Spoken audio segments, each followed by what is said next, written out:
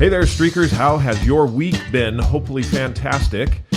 I have had a great week. Jamie has had a great week, and I am out without my lovely co-host today. We had to divide and conquer, and so she is off and away taking care of other parts of the family business that we need to take care of, and I'm here with you. Hopefully that's okay. Hopefully you enjoy this, because today I want to talk to you about something this week that I was featuring on some of the posts that I had on the Streakin app. And the tagline was, at the end of the particular post that I had, was, "Streaking gives you energy you didn't know you had." So with that, let's start streaking. What is streaking and why should you do it? Streaking is how you set up personal winning streaks. Look at who you want to be and what you need to do to become that person. This is Streaking. I'm Jeff. And I'm Jamie. And we are streakers. Through 30 years of marriage and 7 children, we have learned the power of consecutive consistency, or streaking. To start streaking is simple. You just follow these 3 laws. Make it laughably simple, keep a record, and join the streaking community. Streaking is your hidden superpower. With it, you will consistently progress and grow in whatever area of life you want. In this podcast, Jeff and I will share all the fun, exciting, serious, solemn, wonderful parts of family, spiritual, professional, and personal life, and how streaking powers it all. So join us in the conversation, join the movement, and start streaking today. Welcome. Glad to have you. If you're here first, new time, first listener, first time hearer, it is great to have you with us.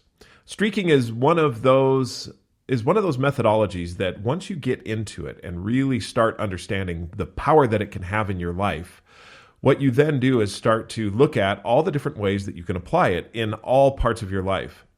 In the work that I do with Franklin Covey, we talk about the whole person, becoming a whole person, looking at all aspects of your life and treating each one of them in a way that allows you to grow, to experience, to have growth in each one of those categories, in each of the categories of your life, from your professional life to your personal life, spiritual life, physical life, all those different areas.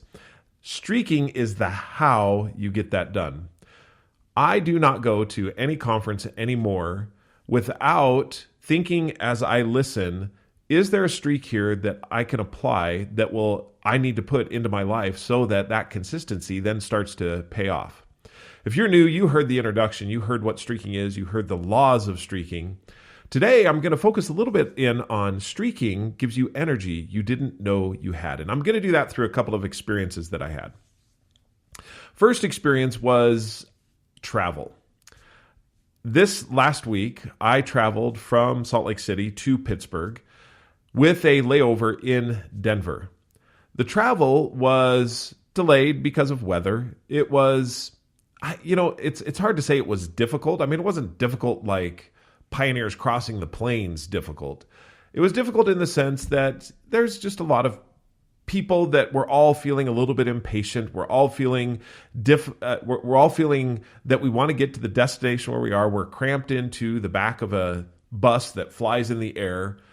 I don't have any status, and so I'm sitting back with everyone else who has no status, and we're all just cramped into this space. And as we're flying, we're doing our best to work with the circumstances at hand. The seat isn't comfortable. We're wondering if we're going to make our next flight. And I say we because there's a lot of us on this flight that are experiencing these things. These are the things I'm experiencing as well. And it saps a lot of energy, mental energy, physical energy. Even though in explaining it, I was talking with Jamie this morning and I said, if I were to explain my week, I said, and were to tell people exactly what it was that happened. Well, I drove to the airport. I sat and waited for my plane. I got on the airplane. I sat, and then I got off the airplane. I sat some more, and I got on another airplane. I sat, and then I got to my final destination, where I sat in a car and drove to the hotel where I would be staying. It sounds like a lot of sitting. And so you ask yourself the question, how can that drain your energy? How is it that gets into you and says, you're drained? But at the end of travel, I don't know if you feel this, but I feel this. I'm like, wow, I'm drained. As I thought about what it is that saps our energy, and Jamie and I were talking about this, she said, also, it's the mental stress and the emotional stress that goes along with travel. Am I going to make the next flight? Are we going to get there in time? What is the next gate that I need to make, and how do I get there in an airport that I may not be as familiar with, or that I know that the gates are far apart and I've got to get from gate B54 to A19, and so I've got to switch through the terminals, and I've got to figure out how to navigate all the other people that are switching through the terminals and everyone else that's running through the terminal with the coat flying out the back and all of the different obstacles that I have. Oh, and by the way, I've got to use the bathroom as well, but I only have 20 minutes, and they close the door 10 minutes or 15 minutes before you actually get there, so I don't have time to use the bathroom. Oh, now I'm in a window seat, and I've got the window seat. Do I ask the people next to me if I can get up and go past them down to use the bathroom and come back? Because it's very difficult. We're all cramped in. It's like we're sardines. It's all of these things that are processing in the brain as you're working with travel. And everyone is working with that as well. I can't believe that that guy is trying to put that suitcase or that particular bag up in the compartment. It's not going to fit, obviously. Oh, can you please watch out? Oh, I hit some guy in the head as I was trying to get something down from the overhead bin. Oh, and there's another guy. I'm looking at him, and he's totally annoyed that the guy in front of him is taking time to get his bin out when all he wants to do is get off the stupid plane.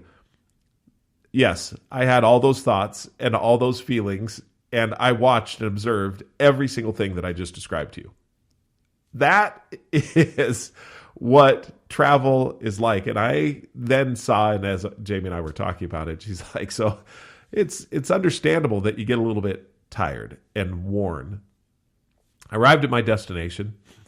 Gratefully, before I left on the airplane, I had gotten up super early, and I had done my streak of walk or run at least 1 mile. And as I did that walk or run at least 1 mile, and then I finished the rest of my streaks throughout the day. And why do I do these streaks? Because they all are in line with who I want to be. That's another methodology. We'll talk about that later on, and we have several podcasts where we talk about who you want to be. What I noticed, though, in this particular arena is the next morning. So, by the way, I flew from Mountain Time to East Coast Time. So when I woke up there at 5 a.m., it was 3 a.m. Mountain Time. So my body clock was completely off. However, I had a streak that I wanted to complete, and that was to get out and to walk or run at least 1 mile. The day happened to be run, and Jamie and I are also, we're training for a marathon, or trying to get ready to train for a marathon. It's a little bit difficult right now. You kind of ask yourself the sanity that someone has to train for a marathon. There's a fine line between sane and stupid, or crazy and stupid, and I was flirting with it. The next morning, though, I woke up. It was raining. I was in Pittsburgh. It was raining. It was kind of one of those rains, though, where it was a sleet.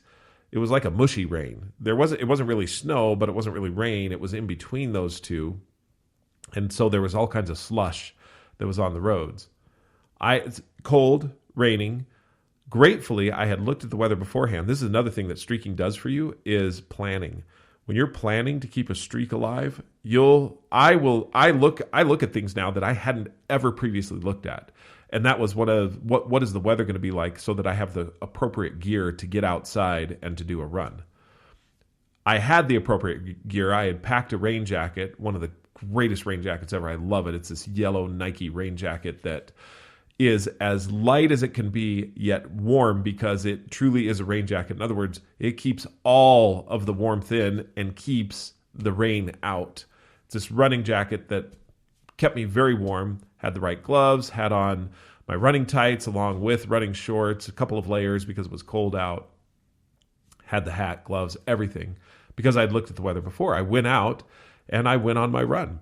I crossed several of the bridges. I was staying down around the area of what I know as Three River Stadium. I know it's not called that anymore, but that is the name that I associate with it. Just like in Denver, I associate Mile High Stadium, even though I know it's not called that anymore. I was also staying right across the street in a Spring Hill Suites from the Pittsburgh Pirates Stadium. There were bridges that went all across, and so I just ran back and forth across these bridges. It was absolutely wonderful. On the run, I found a couple of pieces of trash that I picked up, which is another streak that I have. I was outside, which is another streak that I have. And I recognized as I was out on the run, considering everything that I just explained to you, everything that I had done before, and thought, streaking really does give you energy you didn't know you had.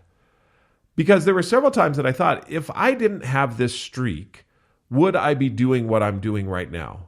Or would I have stayed in the comfort of the bed, relaxing under the covers, and striving diligently to catch up on sleep that I had missed, getting a little bit more energy in regards to the day's events by getting more sleep?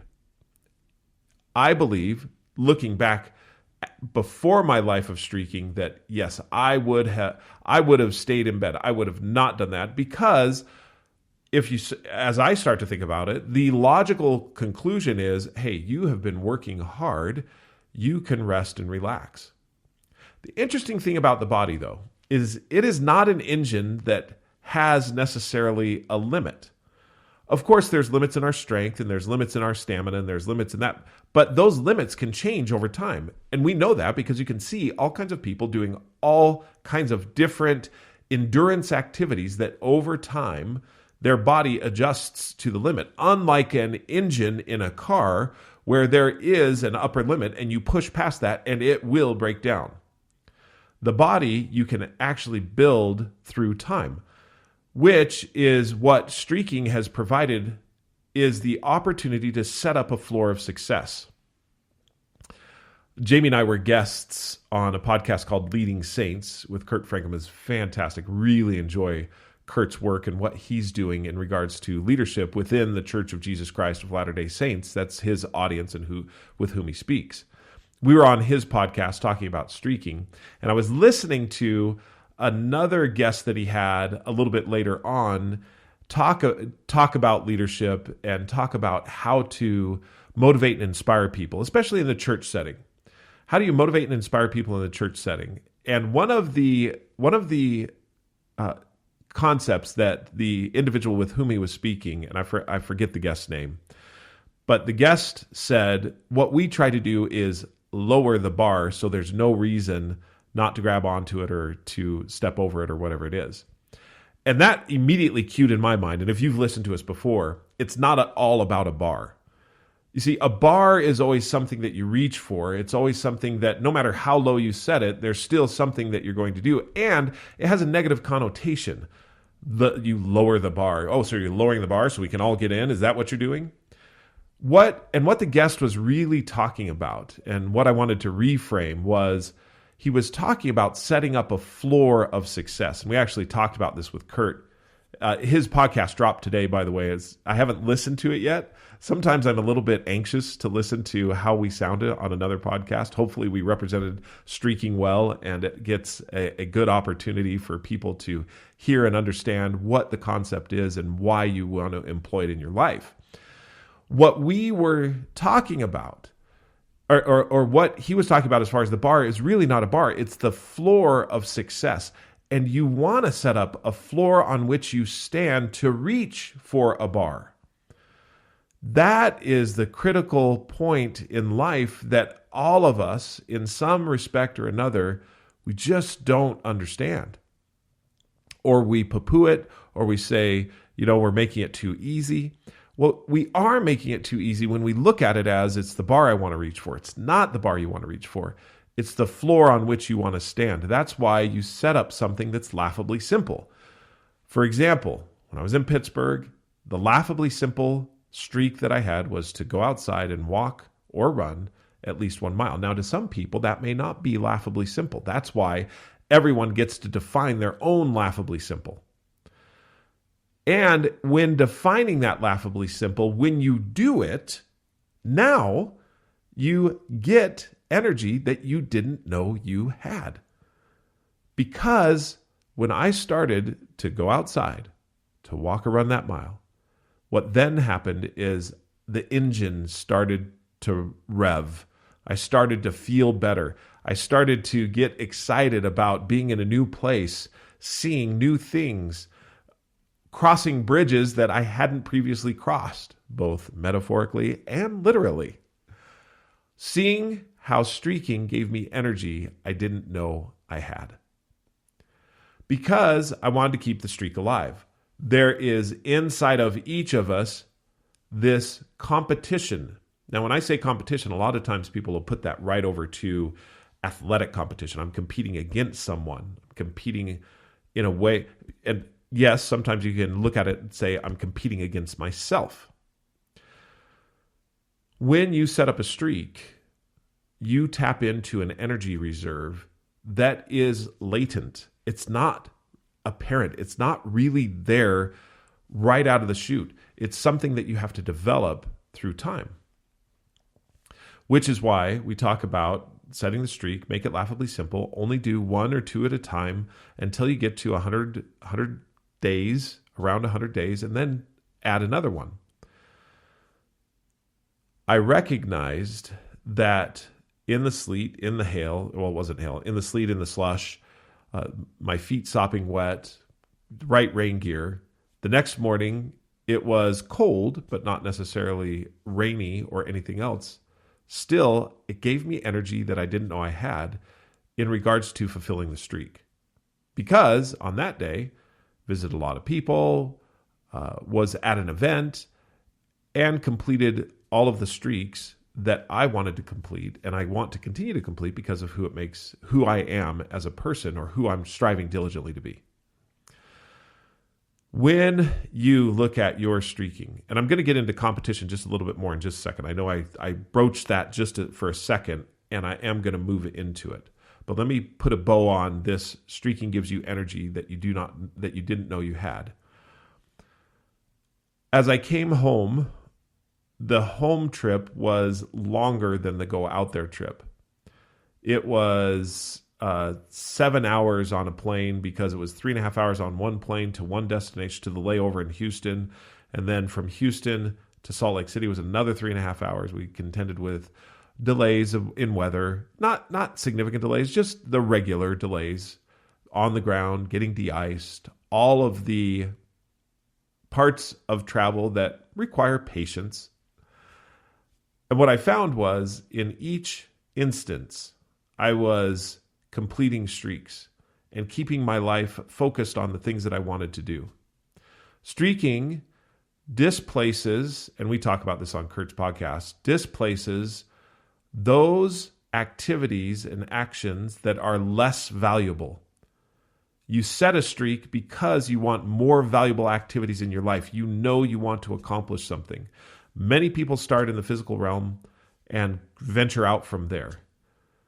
What you are doing is giving yourself competition to complete things in your life that you want to do. Thus, it taps into energy reserves. The energy that you didn't know you had. When I got home, I completed the rest of my streaks. I'd been doing them throughout the day. Completed them, got done. Now, in saying this, as I talk about my streaks, I think that sometimes people think, well, are streaks ancillary to or in addition to what you're doing in your regular life? And the answer is no. What it does is magnify and enhance what I'm doing in my professional life, personal life, physical life, and spiritual life. I hit all 4 of those. Also in my relationships with my family and with my wife. All of those things are support. There's 1 or 2 streaks that I have in all of those areas. And the reason I have them is because of the conscious, deliberate thought that it takes to grow and progress. That is why you streak. That's what happens, and that streaking gives you the energy you need to continue forward. Hopefully that puts a little bit of a bow on it. Let's focus over on the competition side of things for just a second. Because competition to some people, it turns some people off. Well, I don't want to compete against anyone. However, we are always in a competition, no matter what. The competition against our own brain and our own thoughts. What we think and how we think it is a lot of times in competition with what we know is right or good growth behavior.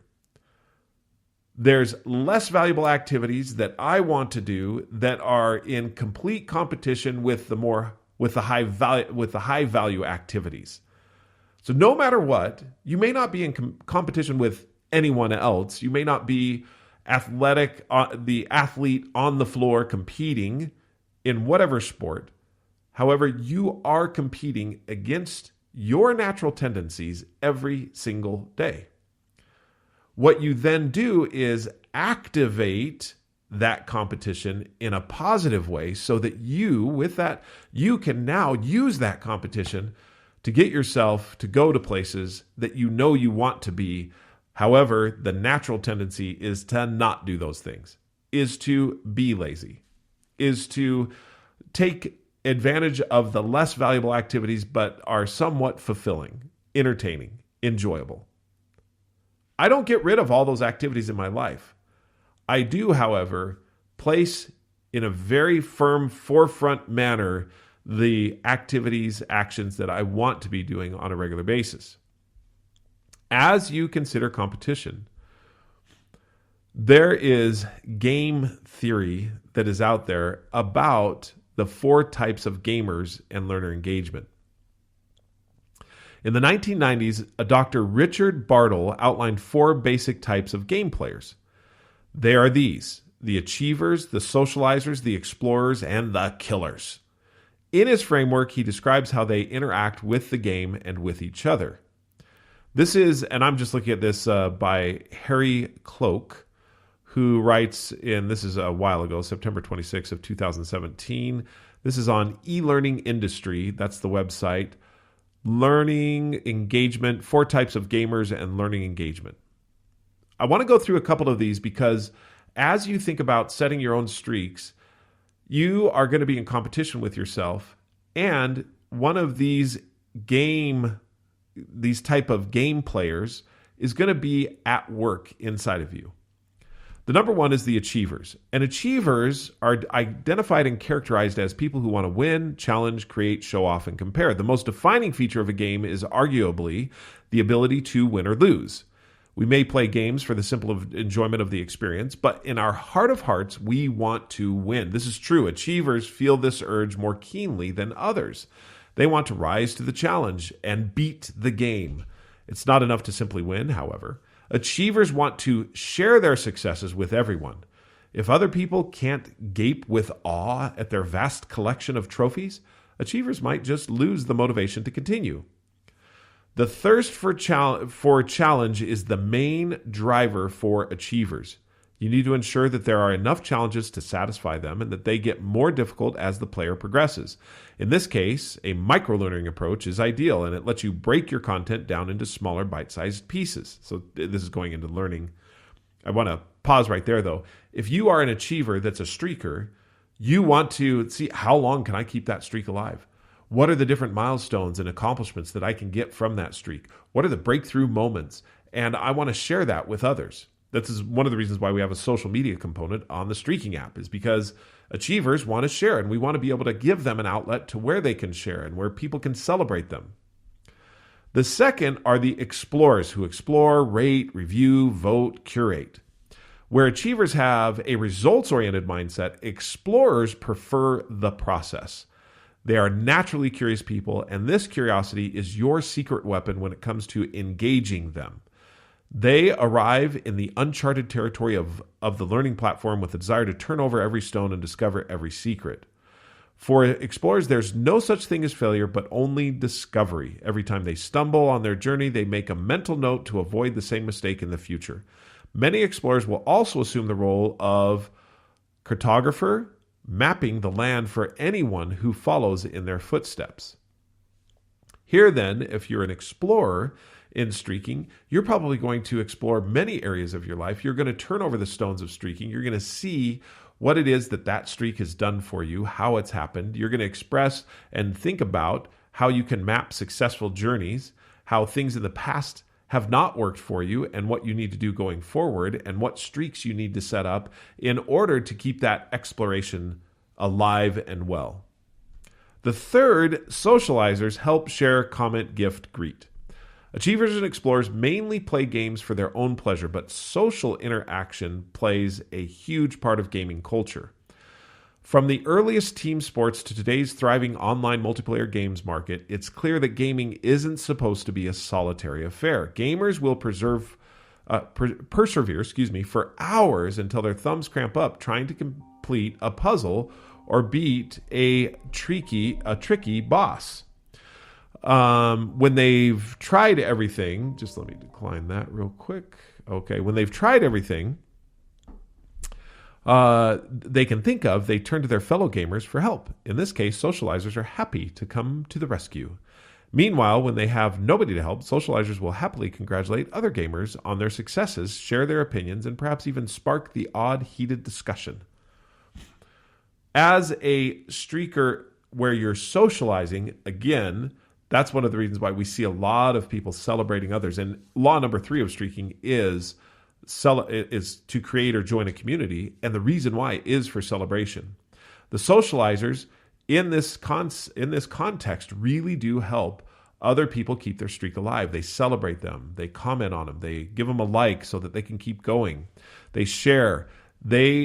And turn to others for help when they're like, how am I going to be able to do this? The 4th area is killers. Harass, hack, cheat, heckle, troll. Killers can be a disruptive force in a game. They'll try every underhanded trick in the book just to get ahead of their competitors. In the world of gaming, this can range from playful teasing to all-out name-calling. On the whole, killers see only one goal: victory at all costs. And they don't care who they have to trample to get there. There aren't many positive things you can say about killers, but you need to admire the ingenious hacks and workarounds they come up with. Thinking outside the box in this way is something to be encouraged. The question is, how do you hack the hackers and turn their cutthroat compulsions into a force for good?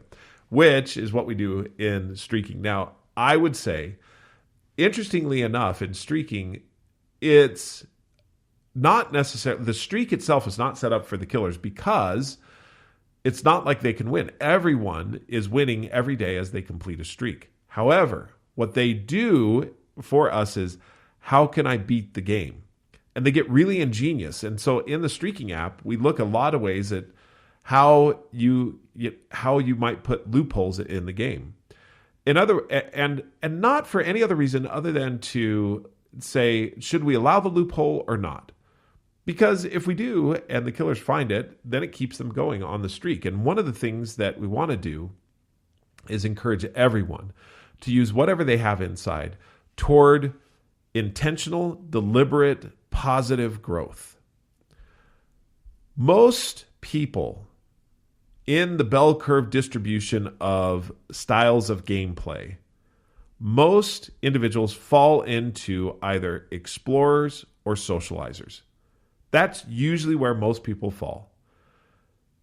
A lot of it, there's achievers, of course, and killers, of course. Most people fall in the socializers and also the explorers.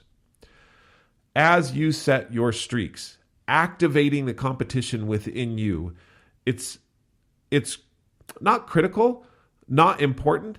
It's helpful to look at these game styles, the way that you play the game, because then you can activate that for yourself and start winning because you're using one of your natural tendencies to go toward deliberate good growth.